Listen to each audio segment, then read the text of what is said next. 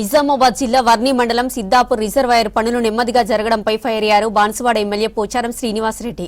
అధికారుల తీరుపై ఆగ్రహం వ్యక్తం చేస్తూ రాత్రి 10 గంటల వరకు అక్కడే బైఠాయించి నిరసన తెలిపారు. మంత్రులపై హాట్ కామెంట్స్ చేశారు. బిల్లుల కోసం సీఎంకు మంత్రులకు ఫోన్లు చేసినా స్పందన లేదని ఆవేదన వ్యక్తం చేశారు.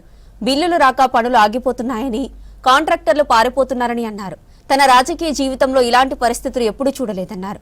తను మంత్రిగా ఉన్నప్పుడు ఎవరు ఫోన్ చేసినా అర్ధరాత్రైనా లిఫ్ట్ చేసేవాడినన్నారు పోచారం శ్రీనివాసరెడ్డి.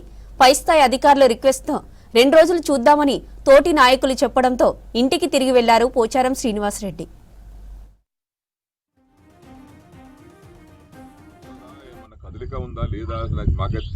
సీనియర్ ఎమ్మెల్యేనండి నేను.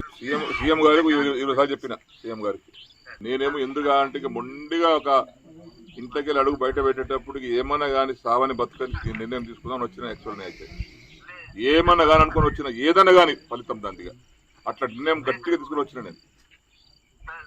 ఎన్నిసార్లు చేయాలండి చేసిన పూటలు లేపి మేము కొత్తసారి చూస్తున్నాను. నేను మంత్రి చేసిన 20 ఏళ్ళు ఈ అమ్మ ఇట్లా ఫోన్ చేస్తే లేపుతుంటే రాత్రి 2 గంటలు చెప్తుంటే ఫోన్ నేను మేము పనులే చేస్తామండి. ఫోన్లు ఏమన్నా మజాకు చేస్తామా తమాషాగా చేస్తామా ఏమన్నా అందరిలా కూడా కాదు కదా. నేను నాకేమైనా స్వార్థం కోసం నాకు ఆ పైరు చేయి ఈ పైరు చేయి నాకు అదని చెప్తాం కాదు కదా. ప్రజల కోసం ఫోన్ చేస్తాను నేను.